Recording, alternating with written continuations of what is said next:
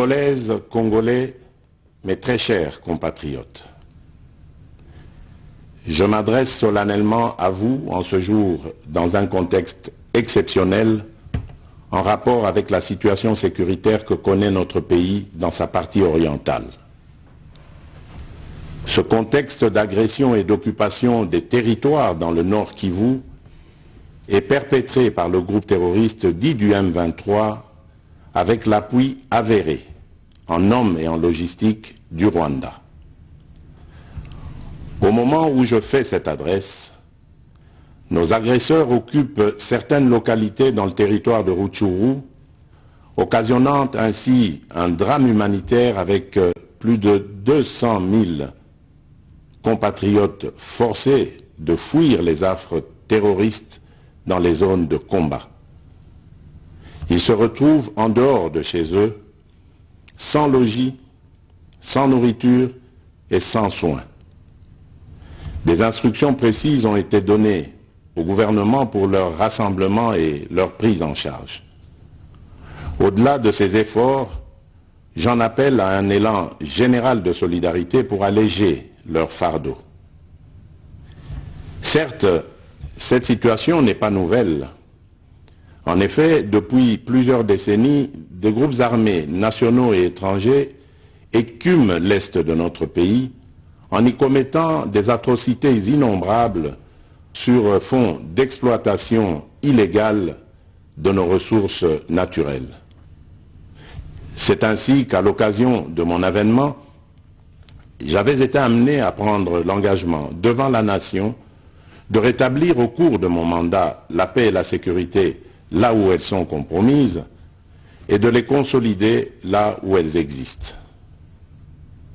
Sitôt dit, sitôt fait, j'ai sans délai et de bonne foi commencé à développer, notamment avec tous nos 9 pays voisins, une diplomatie de proximité en vue d'établir avec eux des relations de coopération franches, transparentes et de caractère gagnant-gagnant. Avec l'Ouganda, par exemple, nous sommes allés jusqu'à décider de mutualiser nos forces armées afin de combattre ensemble la nébuleuse des ADF, une milice d'origine ougandaise qui cependant n'opère que dans le Nord Kivu. Et aussi nous avons lancé 2 projets de construction de routes transnationales. Avec le Rwanda, un mémorandum d'entente a été signé dans le commerce de l'or avec une entreprise nationale. Une ligne aérienne a été ouverte à la compagnie nationale rwandaise dans notre pays et un accord de non-double taxation a été signé. Malgré cela, ce pays va nous surprendre en réactivant les terroristes du M23. Alors qu'il avait été défait par les armes en 2013, le M23 va refaire surface en prenant notre armée à court, notamment à Bunagana, cité qu'il occupe depuis le 13 juin 2022.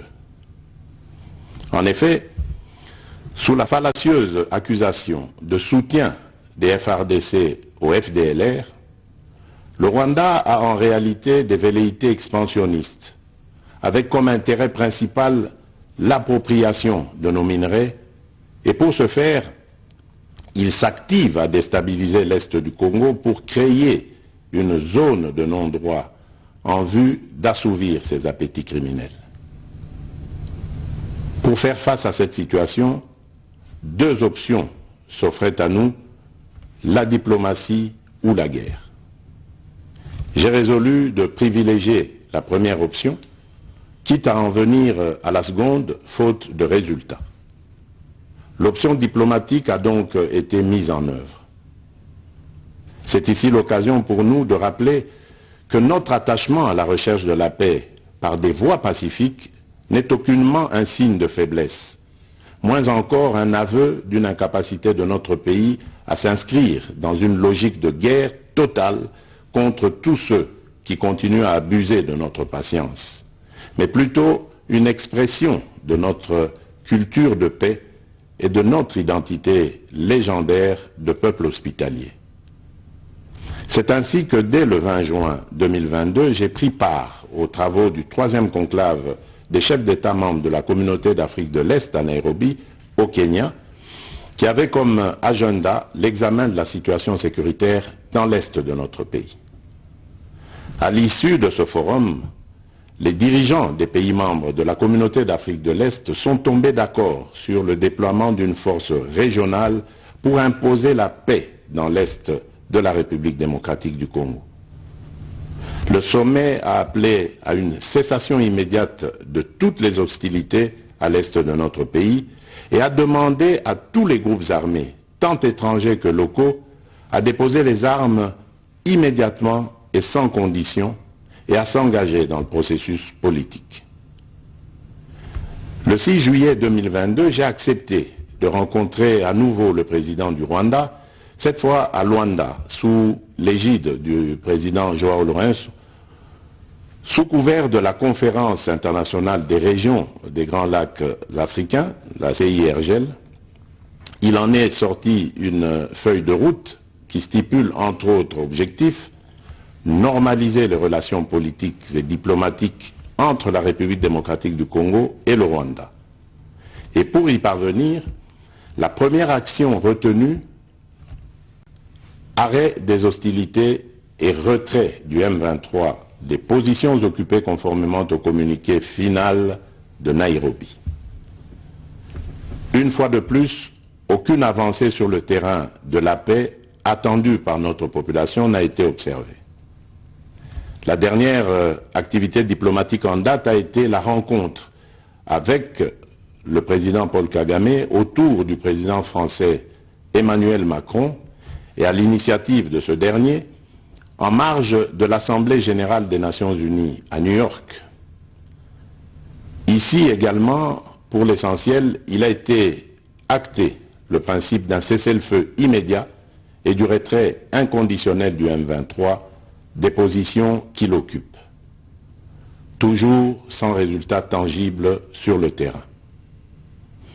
Mes chers compatriotes, comme vous pouvez le constater, malgré notre investissement et les efforts fournis dans cette optique, la paix et la sécurité ne sont pas au rendez-vous. Garant de l'indépendance, de l'unité nationale et de l'intégrité territoriale, je réitère mon engagement constitutionnel de défendre la patrie jusqu'au sacrifice suprême. Mes très chers compatriotes, ne doutons jamais qu'ensemble réfléchis et engagés, nous puissions changer le monde. À vous, nos vaillants soldats, vous qui avez pris l'engagement de servir sous le drapeau, je vous invite ici au sens élevé du patriotisme en ce temps particulièrement exceptionnel de notre histoire, de défendre notre pays, de protéger l'intégrité de son territoire et d'assurer la sécurité des Congolaises et des Congolais contre toute agression ou attaque d'où qu'elle vienne. À vous, mes très chers compatriotes, la guerre qui nous est imposée par nos voisins exige de chacun de nous des sacrifices. C'est le moment de taire nos divergences politiques pour défendre tous rassemblés notre mère patrie. Notre histoire et notre marche commune ont sans cesse démontré que loin de s'effondrer, notre nation et son peuple ont toujours relevé ce genre de défis et nous en sommes toujours sortis victorieux. Restons tous unis et solidaires derrière nos forces de défense et de sécurité. La situation actuelle, loin de nous affecter, n'est qu'une épreuve de plus que nous allons surmonter pour raffermir davantage notre unité.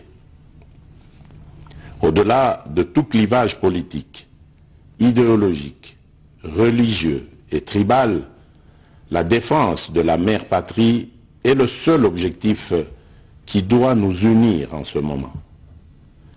Le pays nous appelle. La nation a besoin de l'engagement de toutes ses filles et de tous ses fils. Je vous appelle à ne pas céder aux propos xénophobes et autres discours de haine ou de stigmatisation des communautés rwandophones, dont l'asservisseur se sert pour faire du chantage et de la manipulation. Tout acte allant dans ce sens sera sévèrement puni. En réponse à la forte demande de la jeunesse, j'invite celle-ci à s'organiser en groupe de vigilance en vue d'appuyer et d'accompagner et de soutenir nos forces armées, nos forces de défense dans l'accomplissement de leur noble mission. C'est ici l'occasion de mettre en garde tous les traîtres civils ou militaires et autres brebis galeuses qui servent les intérêts de l'ennemi. Ils seront exposés à la rigueur de la loi en ayant le juste châtiment que mérite ce genre de comportement. En outre, tout en renouvelant mon appel lancé à nos jeunes qui en ont la vocation de s'enrôler massivement dans nos forces armées. Je réitère l'instruction faite au chef d'état-major général d'accélérer à cet effet la mise en place de centres de recrutement à travers les 26 provinces que compte notre pays.